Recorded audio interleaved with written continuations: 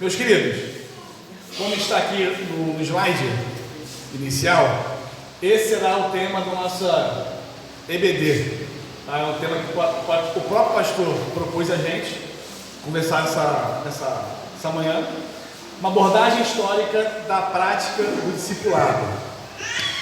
Então, o que nós iremos fazer aqui nessa manhã? Nós iremos traçar alguns perfis, começando, logicamente, por Jesus Cristo, e vamos encontrar alguns homens na história, até o nosso século, que tiveram uma veia para o discipulado. E eu tracei algumas características que nós vamos tentar observar, tanto em Jesus, quanto em todos esses homens que nós iremos comentar aqui durante a nossa aula. A aula vai ser uma aula razoavelmente grande, ok? Porque não teremos reflexão. Após o intervalo, quando voltarmos após também aos anúncios, eu estarei terminando a aula. Então hoje, sem dúvida nenhuma, ou a aula vai ser boa ou ela vai ser muito ruim, porque não tem escapatória. Eu vou ficar com vocês aqui o dia inteiro. Porém, tenho certeza que Deus tem coisas a nos falar nessa manhã. Vamos orar? Senhor Deus, somos gratos a Ti por esse momento. Estamos reunidos aqui como igreja e família. Que os nossos corações estejam atentos, Senhor. Os nossos ouvidos atentos. Que Teu Espírito nos envolva e nos desperte para conhecer mais a Ti e conhecer mais a nós mesmos, Senhor. E saber que realmente só em Ti a salvação, a abrigo e a refúgio. É assim que oramos, em nome de Jesus. Amém. Antes de começar, seria bom esclarecer que estamos em aula. Então, qualquer tipo de dúvida, qualquer tipo de comentário, fiquem à vontade para poder fazer. A gente temos muito tempo para isso. Hoje não é um problema, não será o tempo. Então, caso você não tenha entendido alguma coisa ou queira acrescentar, porque realmente, em alguns personagens, eu vou passar um pouco mais rápido, porque as informações são bem escassas. Mas se alguém tiver alguma informação a mais para trazer, que vá corroborar com a aula, fique à vontade para trazer ou para tirar as suas dúvidas. Uma coisa importante que nós iremos trabalhar aqui é o seguinte: ao pensar na aula, eu tentei pensar em algumas características que a gente conseguisse observar em Jesus e ao mesmo tempo em outros homens que praticaram o discipulado. Tá? E essas características irão nortear a nossa aula até o fim. Eu sempre irei comentar sobre todas elas em algum nível sobre esses personagens. A primeira característica, nem vou colocar como um aqui, mas seria um ensino geral.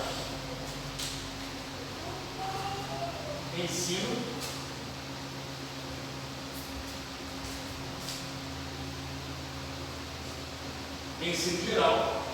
A segunda característica eu chamei de ensino na vida. Se depois eu quiser um nome melhor, não pode falar que eu fiquei pensando, não consegui achar um nome melhor, mas depois eu vou explicar o que seria isso. Ensino na vida. Então, primeira característica, segunda característica. Essas duas características nós iremos entender que elas estão dentro de uma teologia encarnada.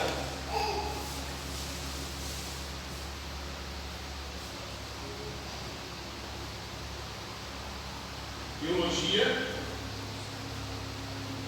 encarnada. Então, tudo isso aqui é uma teologia encarnada. E todos esses aspectos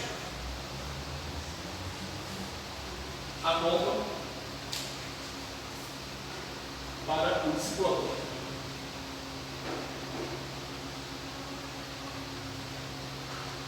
E o discipulador, tendo o ensino geral, o ensino da vida e a teologia encarnada, a consequência disso é uma sucessão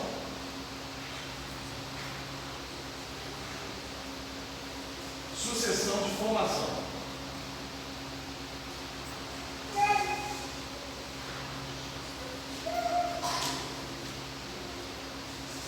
Se alguém tiver termos melhores depois, pode dizer isso aqui do que o quê? Tá? Mas o que é isso?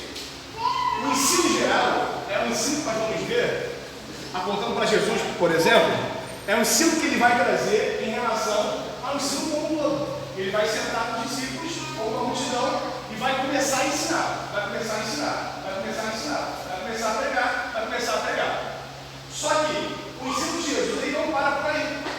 Nós temos também o ensino da vida.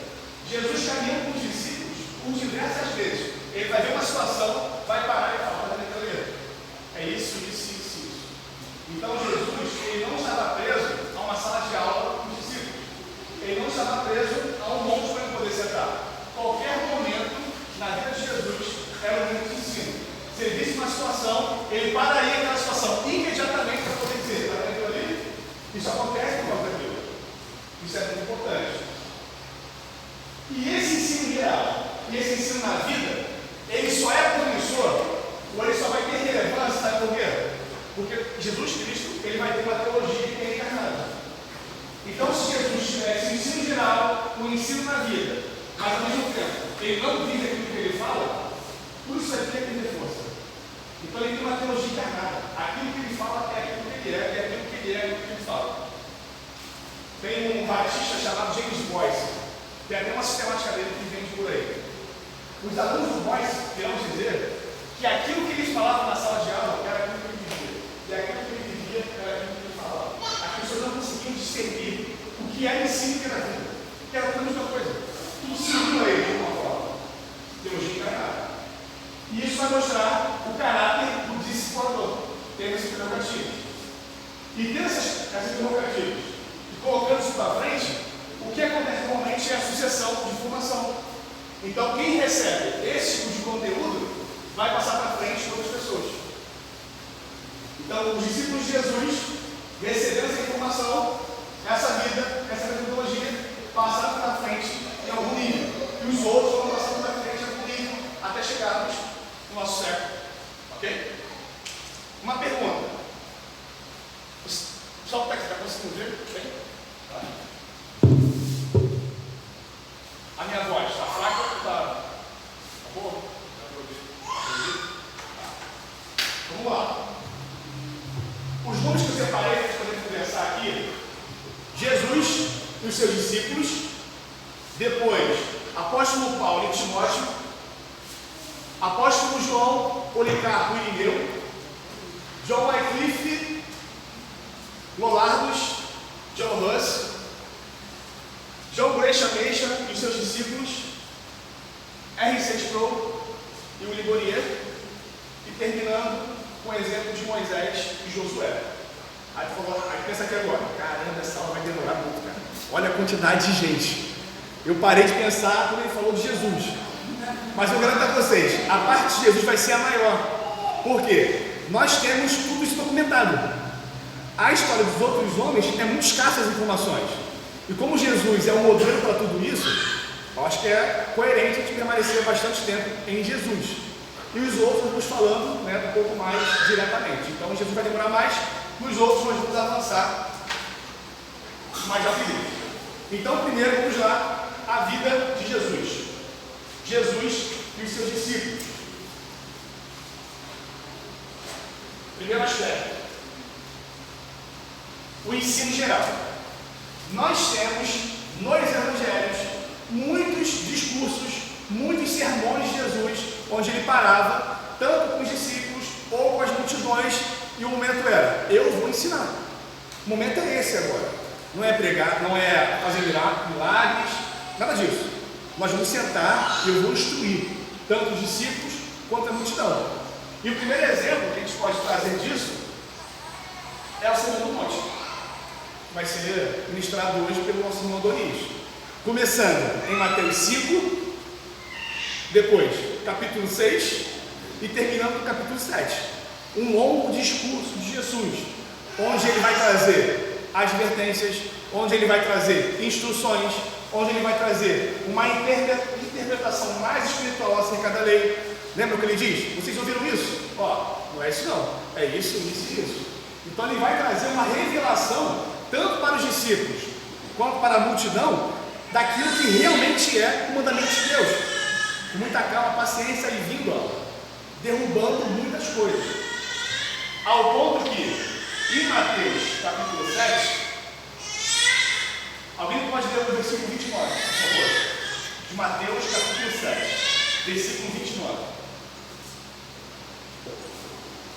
Porque ele as ensinava como quem tem autoridade, e não como assistido. Gente,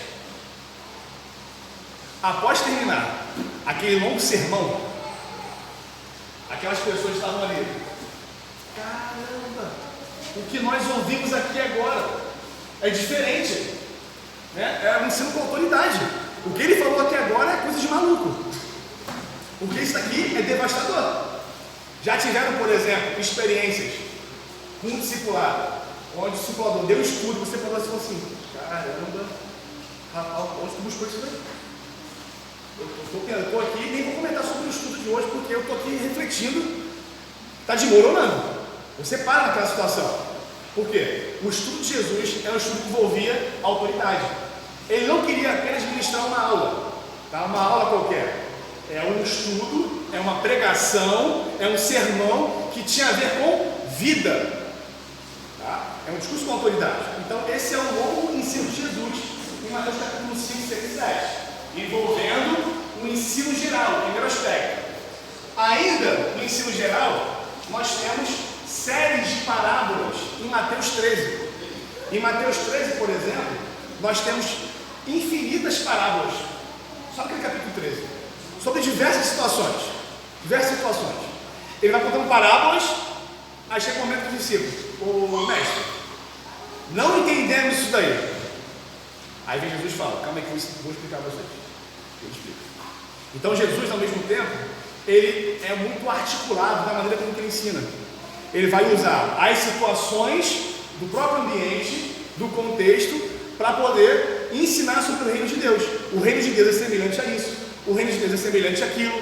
Então, além de Jesus ser um ótimo pregador, ele consegue discernir muito bem o seu tempo e consegue perceber os aspectos desse mundo que podem ser semelhantes ao reino de Deus e trazer uma boa revelação sobre isso. Isso expande a mente dos discípulos.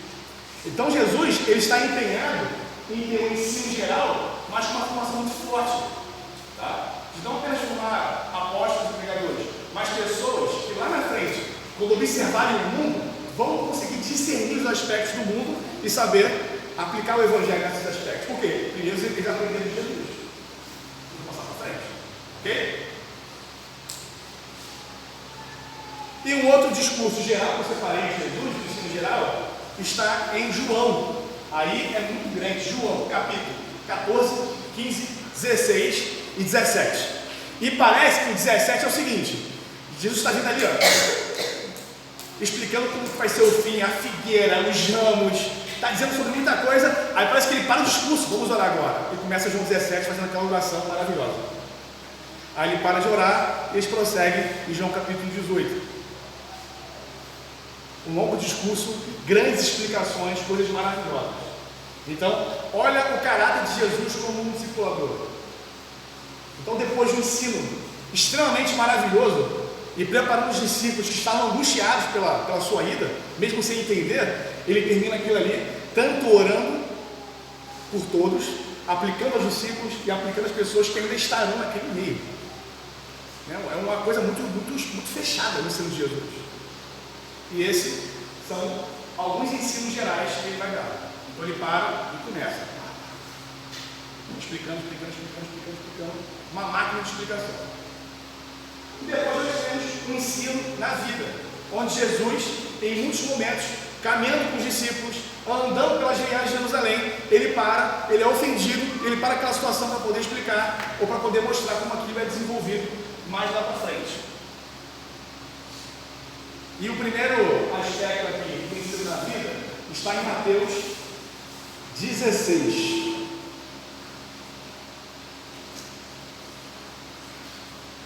Mateus 16.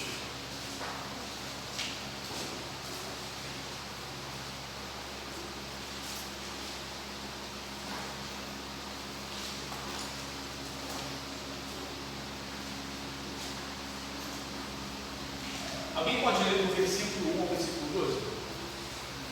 Os teólogos, os fariseus e os saduceus tentando pediram-lhe que mostrasse um sinal vindo do céu. Ele, porém, lhe respondeu: chegada a tarde do que dizeis, haverá bom tempo, porque o céu está vermelhado. Até aí? Até o versículo 2, pode ir. E pela manhã, hoje haverá tempestade, porque o céu está de um vermelho sombrio. Sabeis a verdade, discernir o aspecto do céu, e não podeis discernir os sinais dos tempos. Uma geração má e adúltera pede um sinal, e nenhum sinal lhe será dado, senão o de Jonas, e deixando-os, retirou-se. Ora, tendo os discípulos passado para o outro lado, esqueceram-se de levar pão, e Jesus lhes disse: vede, acautelai-vos do fermento dos fariseus e dos saduceus. Pode parar, irmão, por favor. Entendeu o contexto? Os fariseus e saduceus pedem um sinal. Jesus dá o único sinal que ele não tinha no Antigo Testamento, o sinal de Jonas, apresentando a sua morte e ressurreição.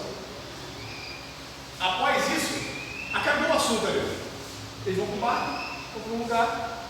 Jesus para e diz: ó, cuidado com o movimento dos fariseus, dos saduceus. Aos discípulos que são bem lentos a aprender, como todos nós, pois será que está falando do pão, que ele esqueceu de levar pão? Só que Jesus queria aplicar naquele momento um ensino sobre o que tinha acabado de acontecer. Os saduceus e fariseus queriam sinais, eles queriam esse tipo de coisa, mas esse tipo de pergunta e de desejo é para uma geração incrédula e adúltera. E aí então Jesus começa a aplicar o seu ensino sobre o fermento dos fariseus, dizendo: não falamos de pão, não, gente. Aí o texto vai dizer que ele se tratava da doutrina dos fariseus, o modo como os fariseus viviam, como eles levavam as coisas. Tanto é que em Mateus 23, boa parte do capítulo é: ai dos fariseus e dos saduceus, que faziam isso e isso. Ai dos fariseus e saduceus, que faziam isso e isso. Então Jesus, ao observar uma situação que era tensa, ele não para aquilo ali, vamos para casa e descansar. Ele para e começa a ensinar sobre o que estava acontecendo. Tá? Então, não era o período de aula aquilo ali, era o período de entrar no barco e ir para algum lugar, gente. É caminhar normal. Pegar um ônibus e ir para a escola, para algum lugar. Centro de Nova Iguaçu, ele aproveitou esse momento para ensinar aos seus discípulos. Uma outra parte também sobre o ensino na vida é aquela parte do jovem rico. Jesus está parado, vem o jovem rico e diz: mestre, o que devo fazer para ter a vida eterna? É aquele discurso de Jesus para o jovem rico. Jesus fala o que ele deve fazer, ele não gosta daquilo, ele não quer e ele sai.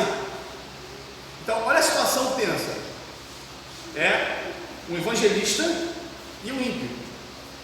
Jesus prega, o ímpio não quer e sai. Jesus não para ali. Ele vai dizer: ó, isso aí é difícil a peça. O rico entrar no reino dos céus. É mais fácil o camelo entrar pelo fundo de uma agulha do que um rico entrar no reino dos céus. Ao discípulo sim, não, que isso, mestre? Então isso é impossível. Aí vai dizer: o que é impossível para Deus o que é impossível para os homens é possível para Deus. Então, até numa ocasião onde o homem ele rejeita as instruções de Cristo, ele para naquele momento e começa a instruir. Está vendo isso daí, gente? Aqui vai ser o que Paulo vai dizer lá para Timóteo: o amor ao dinheiro é ardente, a cobiça, a ganância. Muitos, desejando isso, estão caindo. Então já é um anúncio, um tipo de pregação naquele momento de ensino que vai ficar marcado na vida dos discípulos, porque nenhum deles depois teve uma vida de ostentação, mas seguiu a mesma trajetória do mestre, morrendo, sendo escorraçado, sendo humilhado e vivendo uma vida bem humilde. Ok? Então Jesus está ensinando bastante. E outro exemplo do ensino na vida é da figueira murcha. Gente, a história da figueira murcha, sinceramente, é uma das histórias dos evangelhos que me assustam bastante. Tá? Lembra da história? Jesus está com fome, está indo para Jerusalém, está com fome. A estrada que ele passa é uma estrada onde tem muitas figueiras, mas parece que aquele momento não é no momento de ter figo, mas tem folha na árvore. E pelo que eu já vi nesse texto, a lógica era ter fruto para depois ter folha. Então, se tivesse folha, teria fruta. Jesus vai até lá, pega, não tem nada. Olha, não tem nada. Ele lança aquela maldição na figueira, fica murcha. E em Marcos, se eu não me engano, Jesus amaldiçoa, eles vão para Jerusalém, voltam. Quando eles voltam, está parece que Pedro observa, mestre, ficou murcho aquilo ali. Tipo assim, falou, aconteceu, cara. Ele para naquele momento e começa a ensinar sobre o poder da própria oração, o poder da fé, em algum sentido. Então, se vocês orarem com fé, se vocês fizerem com fé, com um exemplo que ele deu e com uma atitude que ele teve, ele pega aquilo ali e começa a ministrar aos discípulos. Tanto é que a parte da oração com fé vai reverberar em Tiago. Vai lá na carta de Tiago. A oração com fé salva o doente. A oração do justo pode muitos seus efeitos. Então isso tem na teologia apostólica. Mas de onde veio isso? De Jesus Cristo.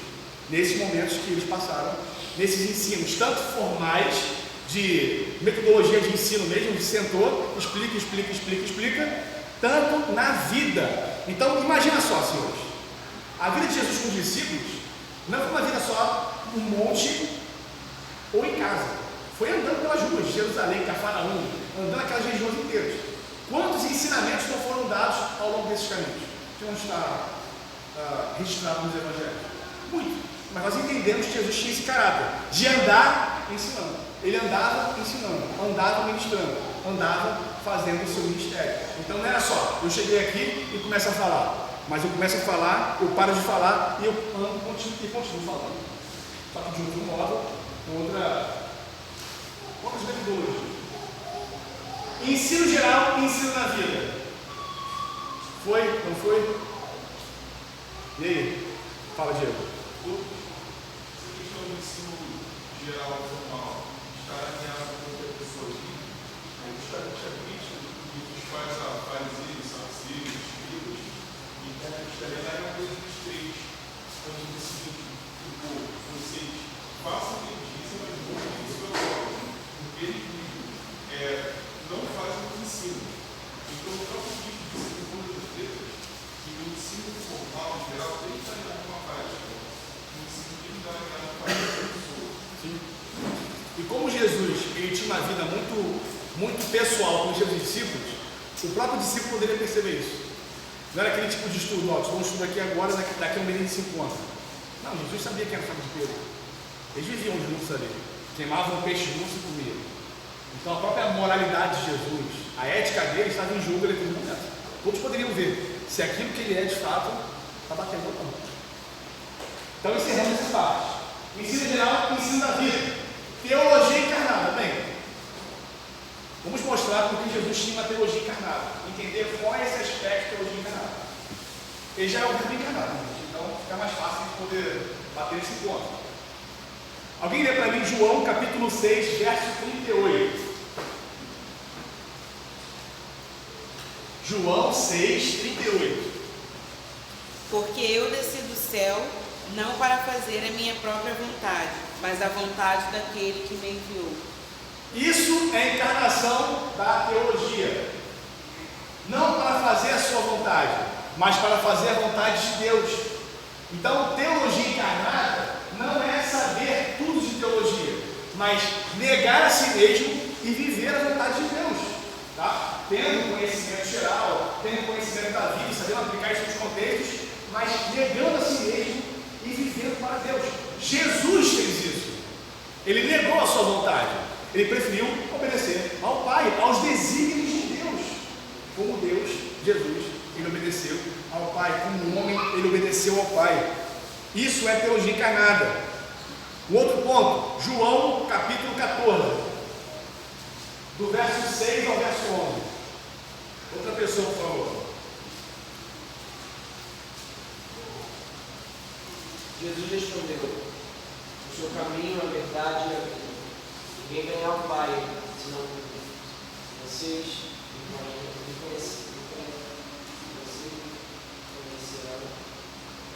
conhecerão também meu Pai. Vocês me conheceram também meu Pai. Desde agora vocês me conhecem e têm visto. Ele disse a Jesus: Senhor, mostre-nos o Pai, isso nos basta. Gente, aquele que levou para Jesus estava olhando para quem? Aqueles que conheciam Jesus estavam conhecendo quem?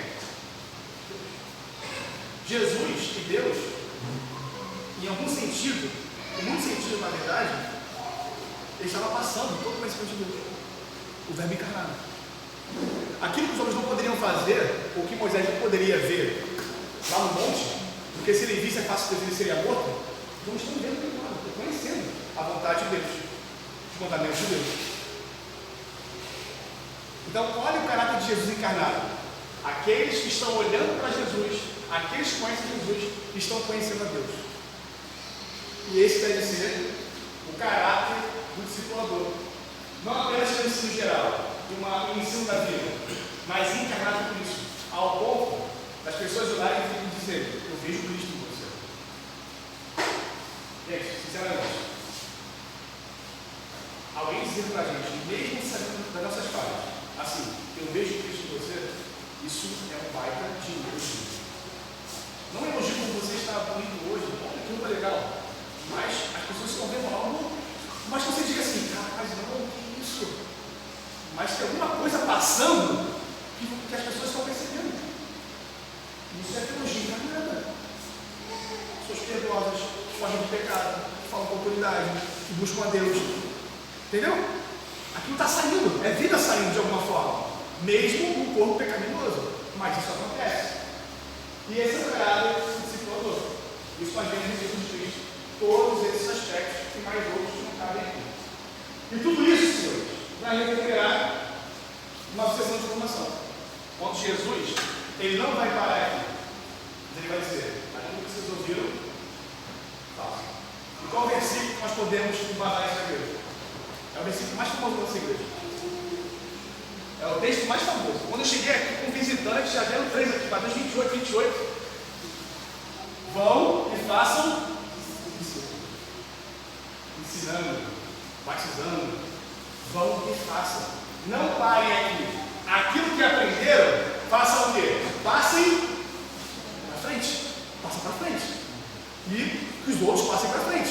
Então tem essa sucessão de formação, que não é uma opção. Tá? O verbo é imperativo. Vão e façam. Não parem aqui. E a partir de agora nós vamos ver esses vão e façam na vida de outros homens, tá? Seguindo essas perspectivas. Então aqui terminamos em Jesus. Alguma dúvida? Algum comentário? Está ficando claro o que eu estou fazendo aqui para vocês? Sim? Beleza. Então, próximo. Paulo e Timóteo.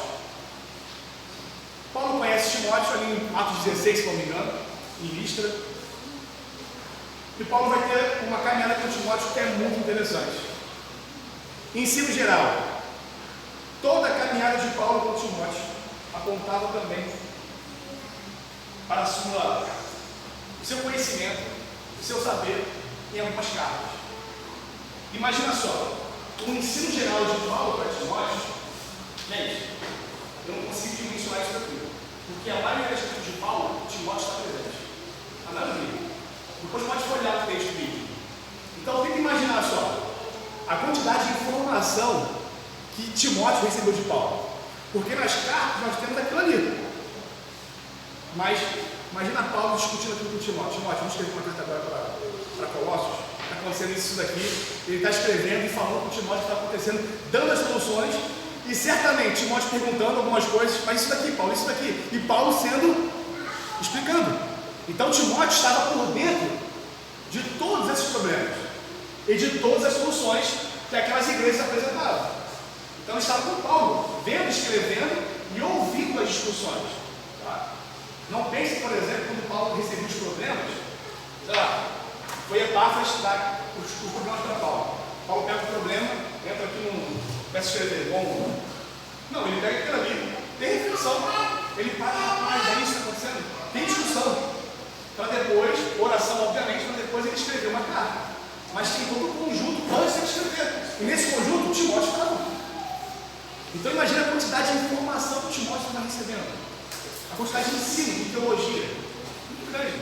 Então, eu considero esse aspecto o ensino mais geral de Paulo a Timóteo. Tendo teologia aplicada sobre os problemas, qual é a solução dos problemas. E também o ensino na vida, que são as cartas direcionadas a Timóteo. Nós temos duas.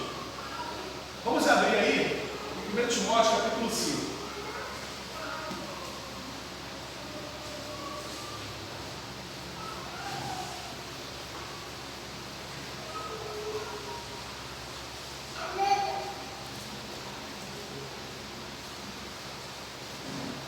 Aqui nós temos grandes instruções de Paulo a Timóteo, e são todas instruções pessoais, tá? Quando nós lemos a carta a Timóteo, nós estamos lendo uma carta que não foi para a gente, a primeira não, a carta de alguém para o outro, é como se fôssemos fofoqueiros, né? E Paulo escreveu isso, Timóteo tem isso, né? Mas isso se torna canônico, serve para a gente todos aqueles conceitos, porque é a palavra de Deus. Mas olha só, vamos ler a partir do verso 20 e perceber que esses conselhos são muito pessoais. Paulo não está falando nesse momento para as igrejas, para momentos, não, ele está falando para Timóteo. É pessoal, é ensino na vida. Ó, quanto aos que vivem no pecado, repreendam na presença de todos, para que também os demais temam. Diante de Deus, de Cristo Jesus e dos anjos eleitos, peço com insistência que vocês guardem esses conselhos, sem discriminação, nada fazendo com o espírito de parcialidade. Não tenha pressa para impor as mãos sobre alguém. Não seja cúmplice dos pecados dos outros. Conserve-se puro. Não beba somente água, beba também um pouco de vinho, por causa do seu estômago e das suas frequentes enfermidades. Os pecados de alguns são notórios, mesmo antes do juízo, mas os de outros só se manifestam mais tarde. Do mesmo modo também, as boas obras se evidenciam, e aquelas que ainda não são manifestas não poderão ficar escondidas. Gente, olha que coisa.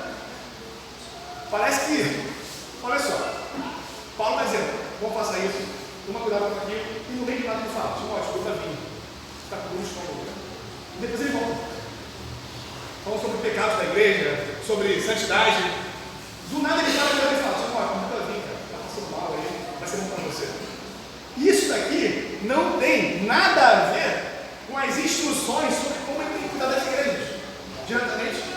Mas ele fala e diz sobre o cuidado específico que ele tem com Timóteo, que é seu filho na fé. Então, olha só o cuidado de Paulo com os seus. Ele vai aplicar uma teologia prática e ao mesmo tempo vai eu quero cuidar de você, que está passando mal. Quer um remédio? Olha isso aqui. Então Paulo ele tem essa veia muito interessante, que no texto também é muito engraçado. Vamos uma dessa? Mas isso mostra o carinho que ele tem com Timóteo. E ao mesmo tempo, avançando para o próximo ponto, a teologia encarnada de Paulo. Paulo vai dizer em 1 Coríntios capítulo 11, versículo 1: sede meus imitadores, porque ele também é de Cristo. Então quem olha para Paulo, olha para Cristo, e quem olha para Cristo, olha para Deus. Então essa sucessão, ela tem a ver com isso. Por exemplo, quem olha para João, tem que olhar para Cristo. E Cristo olha para Deus. Está vendo como é que é a sucessão? Não é o João por si mesmo, mas ele aponta para algum lugar. E para onde ele aponta tem que ser para Cristo. E Cristo aponta para Deus. Então como eu posso conhecer Cristo na vida do João? Basta ele viver para Cristo. Okay? Então a sucessão tem a ver com isso. Então Paulo vai dizer, sede meus imitadores. Paulo crucificou a carne. Paulo não vivia mais para ele mesmo, mas vivia para Deus. Em Filipenses ele vai dizer, olha só, eu prefiro estar morto e estar com Cristo. Mas, tudo bem, é melhor ficar aqui, padecer mais um pouco, ser útil aqui para vocês. Mas quem olhava para Paulo, olhava para Cristo. É impressionante esse tipo de legado de discipulado. E Paulo, ele vai aprender de quem isso daqui? Do próprio Cristo. E nós ensinamos então a parte de Paulo. Há alguma dúvida? Algum comentário? Fala, Murilo. Aqui também na carta de Timóteo, Paulo fala para Timóteo ser exemplo da fé, porque o livro de Tessalônica, Paulo também fala nessa carta, que ensine outros homens a servir a discipulado de assim. Ali mais para frente. Bom. Então não para aí, né? Joga para frente. Próximo. Terceiro. João Policarpo. aqui nós temos poucas informações, infelizmente. Mas temos poucas. Mas a tradição vai dizer que o apóstolo João teve um discípulo chamado Policarpo de Esmirna, que depois virou o pastor da igreja de Esmirna, da carta que está lá em Apocalipse. E após a morte, ou durante o período onde Policarpo era pastor em Esmirna, ele teve um discípulo. Na verdade, teve muitos discípulos. E um desses discípulos era Irineu de Lyon. Tá? Esses dois homens, eles fizeram grandes coisas dentro da igreja dos primeiros séculos. Irineu, por exemplo, ele é o responsável por terminar, ou para dar a melhor resposta, uma resposta mais completa, aquilo que João talvez estava enfrentando no seu tempo, que era o início de um gnosticismo. Então Irineu ele vai escrever 6 livros, se não me engano, que são contra as heresias. Ele vai evidenciar todo mundo ali, vai desmascarar, vai dar argumento teológico e vai acabar com o problema, tá? Teologicamente falando.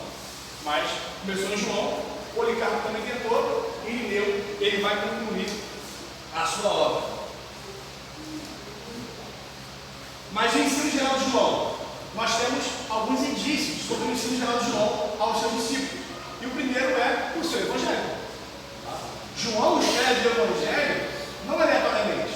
Cada evangelista vai escrever o evangelho pensando para onde eles estão escrevendo. Então, o Lucas, por exemplo, ele vai escrever o evangelho pensando para quem ele vai enviar. Então, a maneira como ele escreve, os verbos que ele vai usar são específicos.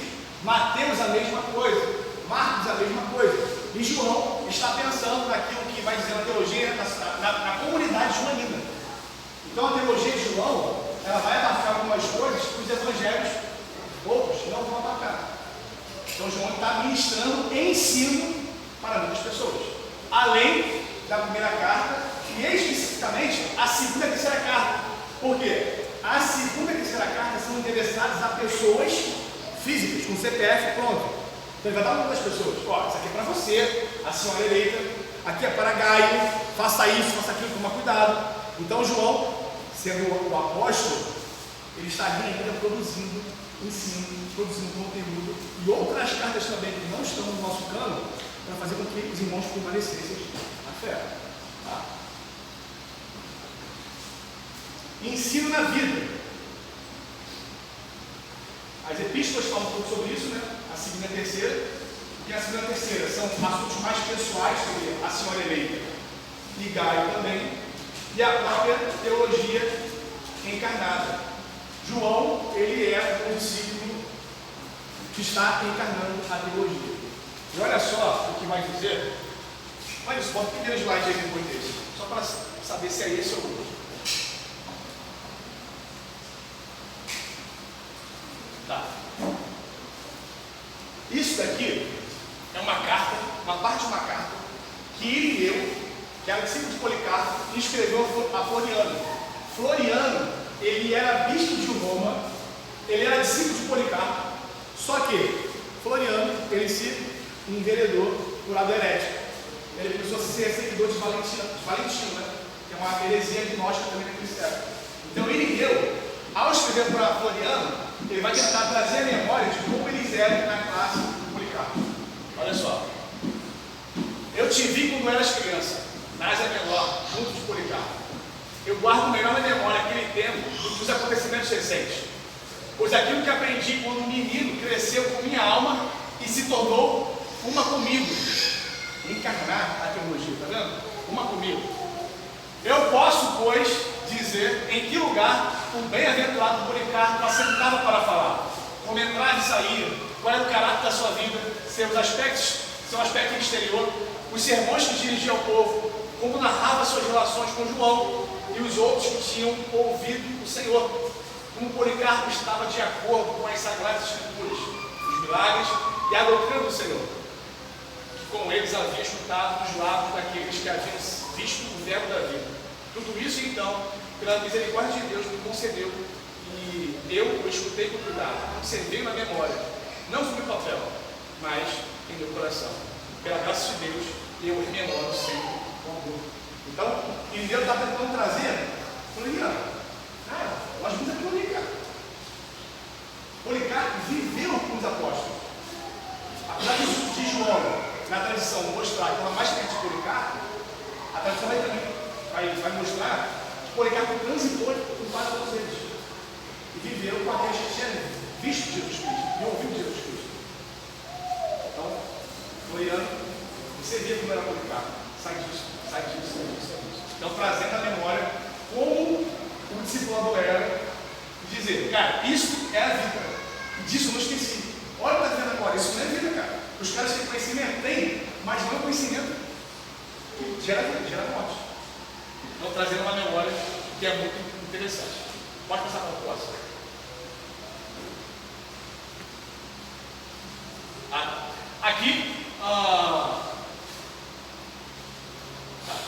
Aqui vai trazer também que a tradição vai corroborar, né, que Policarpo ele vira presbítero de Esmirna pela imposição das mãos dos outros apóstolos. Então, eles entenderam que Policarpo precisava seguir esse caminho, eles impõem as mãos e Policarpo é endossado para seguir o seu ministério.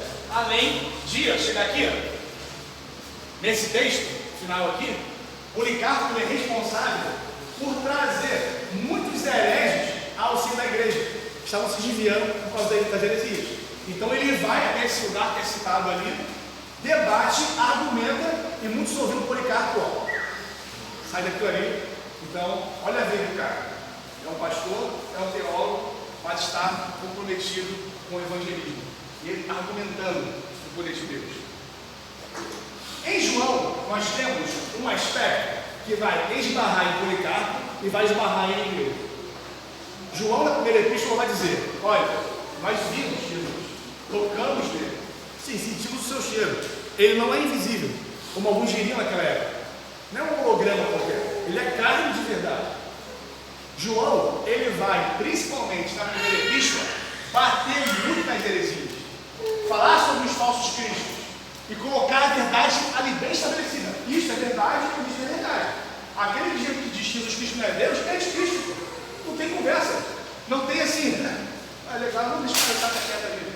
João, ele é muito feroz na fé.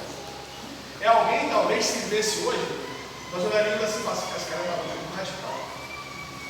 Eu não tive de conversa com esses caras. Eu tenho que conversar com eles. Eu preciso fazer isso. Só que João, tem os seus textos, não tem isso. Policarpo vai escrever aos Filipenses a sua carta, rebatendo as heresias. E Irineu vai trazer histórias contra as heresias sobre João e Policarpo. Senhores, eu vou explicar essas histórias aqui. Primeiro, podemos considerar como 100% verdadeiras? É isso aí. Mas não podemos considerá-las como falsas. Tá? Bem documentado. Tá bem documentado.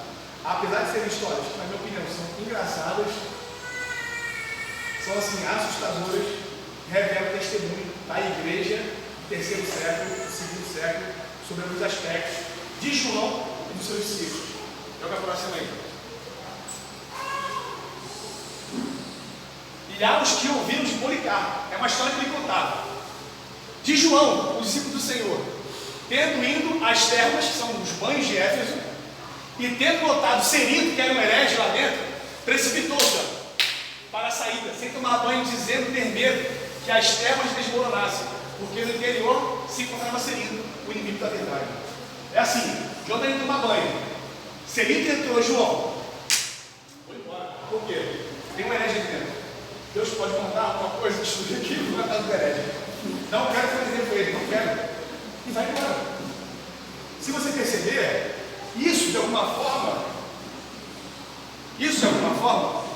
é uma doutrina apostólica, de não se misturar com aqueles que se dizem ser irmãos, mas são perversos, possíveis, são hereges. Esses caras aqui foram compatíveis, mostraram para eles o erro, só que eles não quiseram não. Beleza? Hoje,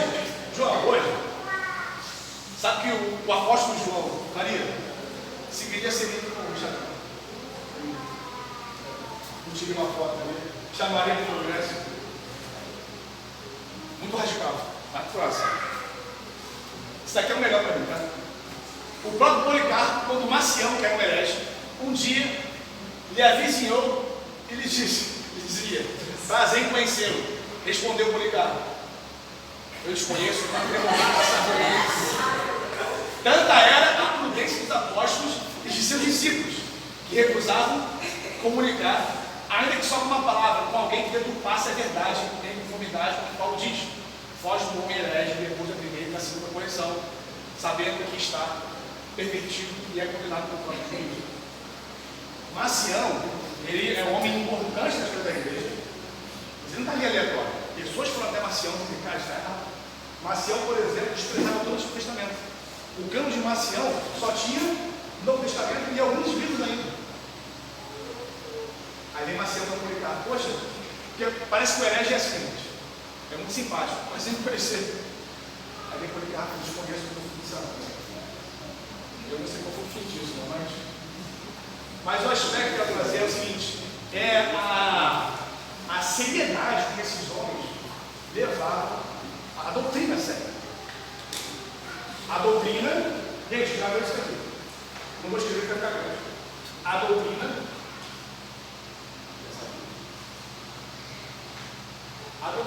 está associada ao nome.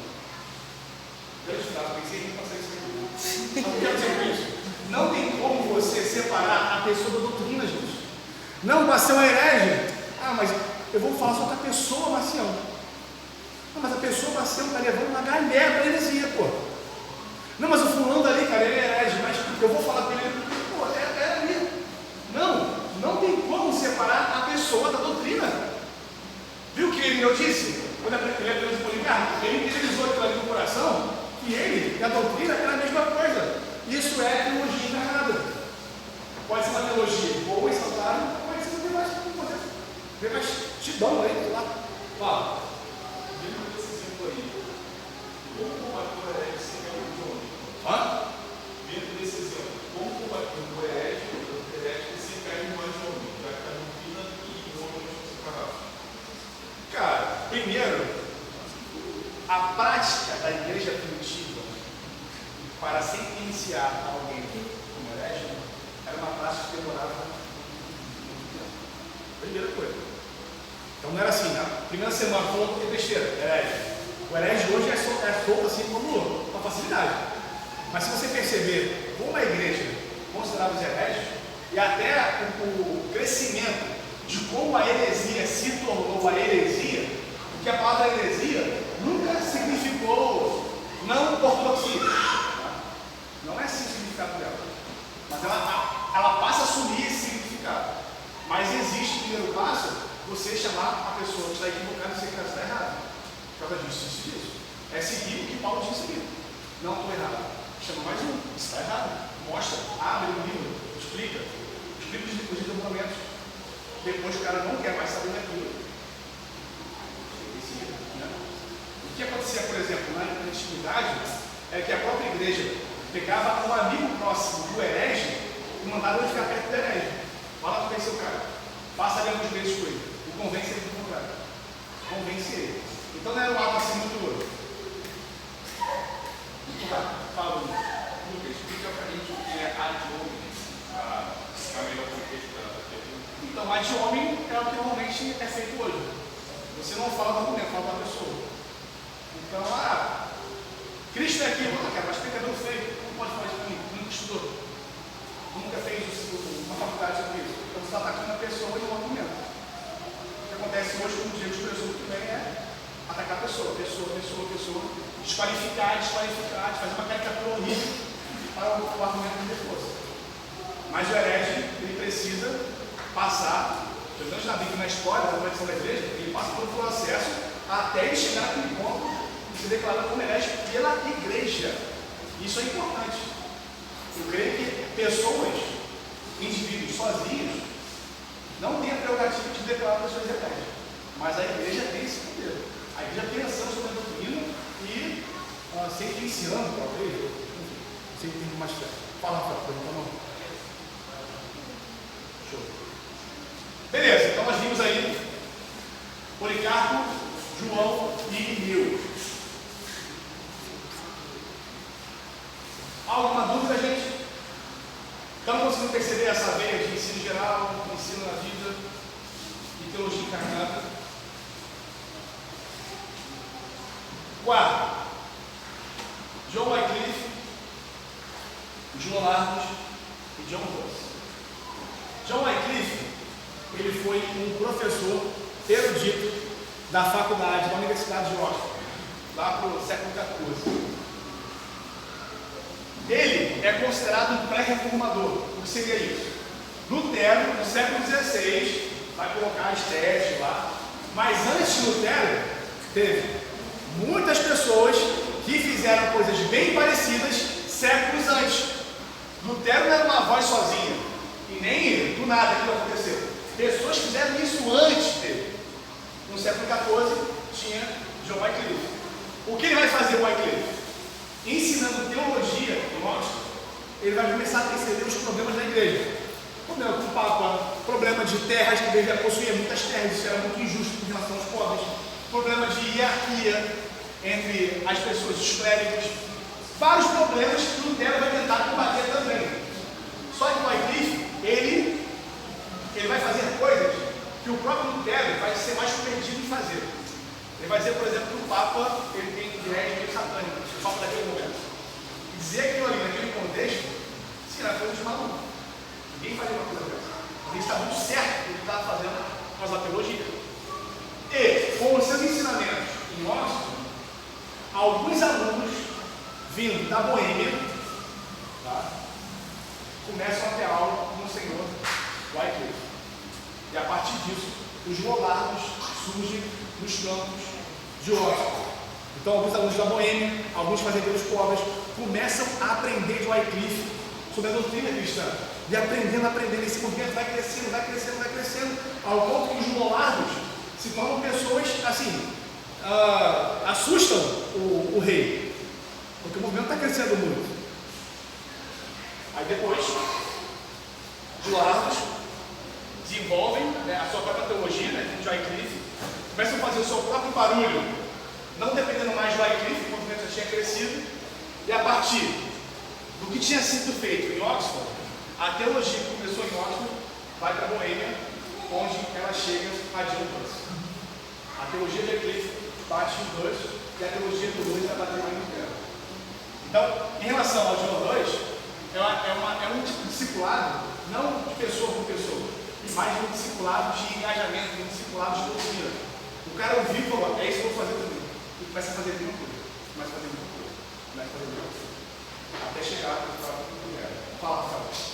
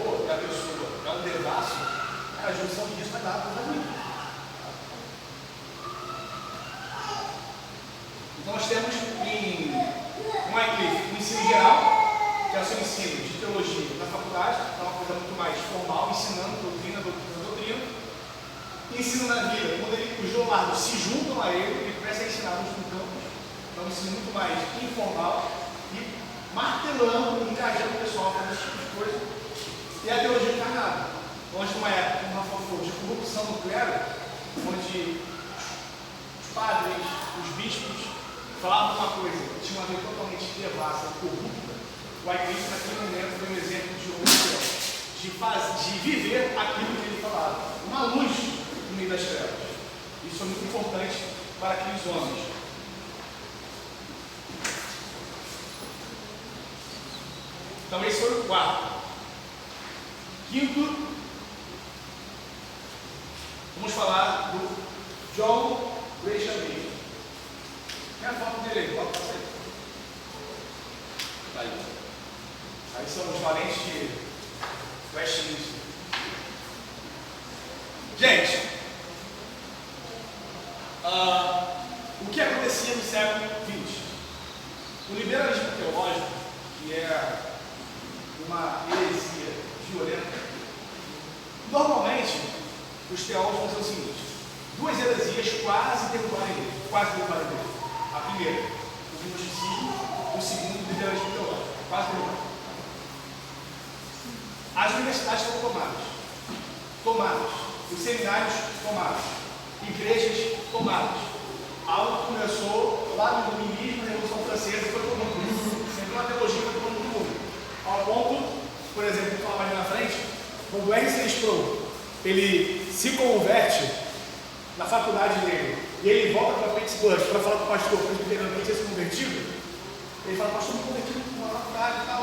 Aí o pastor fala assim: ah, que bom, mas se você pensar que Jesus Cristo ressuscitou, você não de lá. Assim, isso é assim. Vai ser isso mesmo que está no livro dele. Então você perceber que o liberalismo é uma coisa muito violenta, baseada só na moralidade e na legalidade. Então, se o ensinamento de Jesus, cara, é uma coisa boa para você viver. Jesus Cristo não ressuscitou dos mortos, não ressuscitou, mas a ressurreição dele dá para todos nós uma esperança. Olha que coisa bonitinha, né? Uma história de motivação. Olha, ele ressuscitou, ele não ressuscitou, mas o que os evangelistas queriam dizer é que essa esperança ressuscitou amanhã, mas não é algo histórico.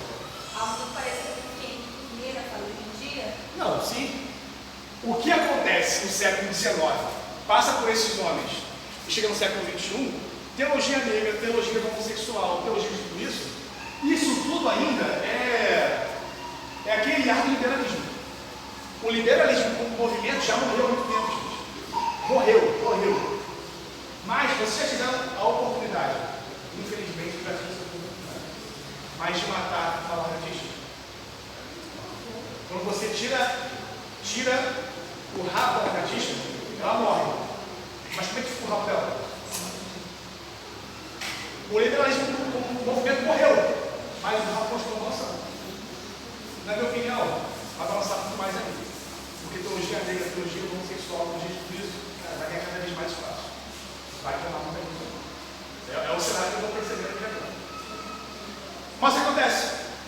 Machen, ele é educado principalmente pela sua mãe.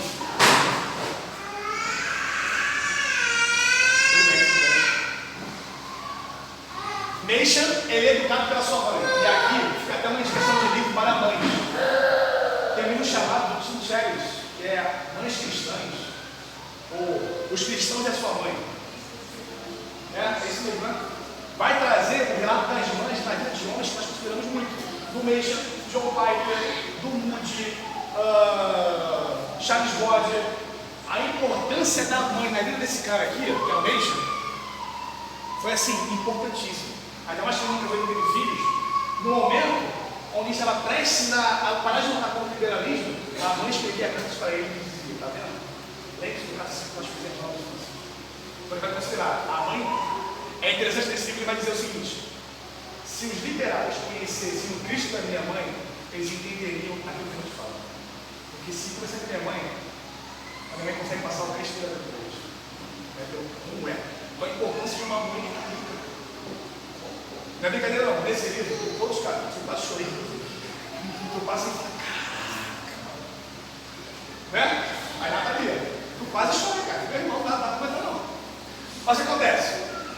O Machen, ele vai para o seminário de Princeton, um seminário onde homens como Warfield, Charles Roger, homens importantes, nós consideramos hoje na igreja, estavam lá. Mas o seminário foi tomado pelo liberalismo, tomado. E o Machen começou a ser professor do seminário.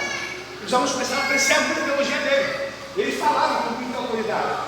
Só que a pressão era gigantesca. O que ele faz? Vou embora, vou fundar o meu. Westminster Theological Seminary. Então, o Westminster é fundado pelo Machen. E se você entrar hoje no portal do Westminster, coloca lá. Vai estar assim.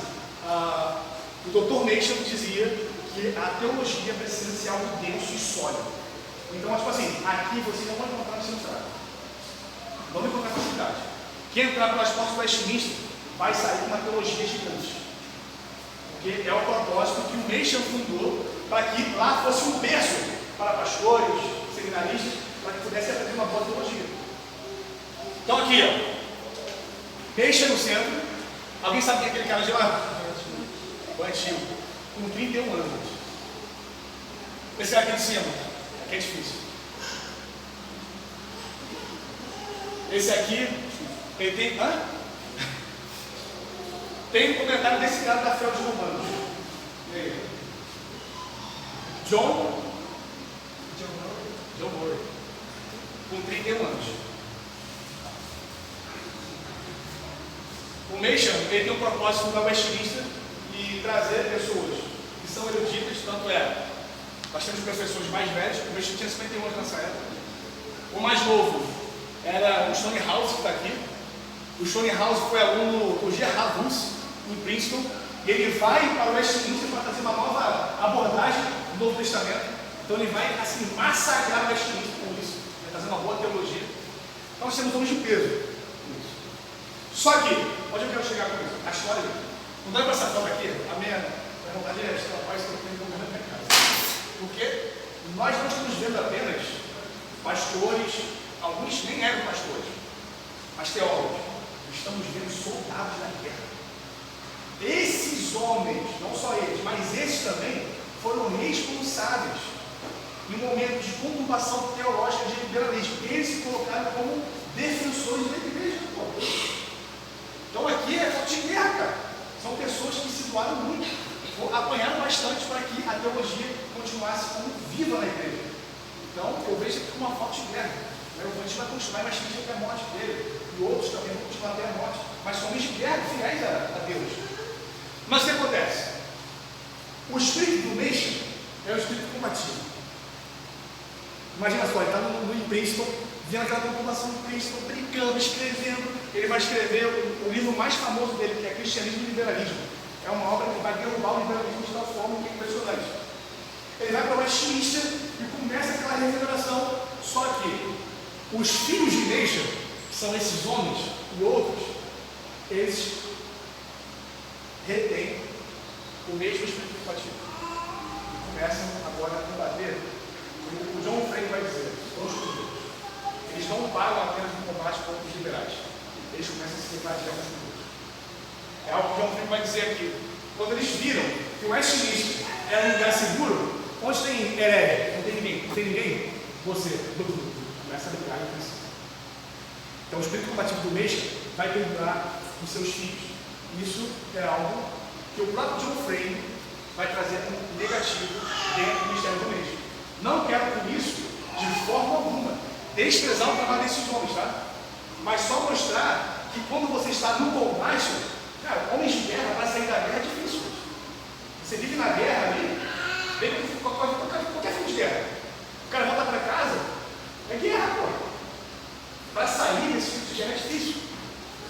Esse tem uma frase aí. Então, por exemplo, alguns temas combativos dos filhos de Nation, depois, assim, o Westminster bem fundamentado, bem solidificado, escatologia, então, amilenismo, pós-milenismo, pré-milenismo. Então, normalmente, os reformados são amilenistas. E a Bíblia começou a ser, se você não é milenista, cara, sai fora. Sim, sai fora, não tem convite. Sai fora. Debate mais perigoso. Só que nós sabemos que escatologia, gente, não é um termo central da teologia. Você pode ser pré-milenista, eu posso ser amilenista, eles convivem bem. Só que naquele tempo isso era assim. Então, livros foram criados, respostas foram dadas ao ponto de dividir muito. Tanto é que nesse tempo, muitas, não é denominação, mas o conselho, mas novas igrejas presbiterianas foram formadas. Então, por exemplo, estamos aqui na igreja. Eu sou pós-milenista, você é milenista. Não concordo com você. Não concordo? Não vai embora. Aí o Webster vai embora e abre um novo igreja presbiteriana. Isso acontecendo muitas vezes. Tanto é que hoje nos Estados Unidos tem muitas nomenclaturas de igrejas presbiterianas. Muitas. Isso acontece também nessa parte. Apologética. A apologética profissional, clássica, evidencialista. Então teve muita guerra com isso também, envolvendo até o próprio antigo. Né? O antigo, Morgan Clark, foi o Morgan contra o R6 Pro, e a guerra continuou se misturando. Por quê? Não havia alguém para ouvir as críticas. Só queria guerra. Eu estou reverberando coisas que o John Frame fala no artigo dele. Isso é muito interessante da perspectiva desses homens. E os dias da criação também. Olha só como debate pequeno, gente. Então, se você não acreditar que são dias literais, 24 horas, cara, sai daqui. Eu acho que são eras. Cara, mas não é, não pode sair. Abre outra igreja. A cara saía de outra igreja. Então não tinha conversa. Mas era o espírito combativo dessas pessoas, do próprio Nation, que foi passando como exemplo, e eles não conseguiram parar. Ok? Então vamos encerrar agora o nosso intervalo. Na volta a gente termina com o Nation, trazendo o exemplo do Rei 6 Pro e também de Moisés e Josué. Vamos orar. Senhor Deus, obrigado por esse momento. Obrigado porque o Senhor tem sido gracioso conosco. Nos deu um intervalo abençoado, tranquilo.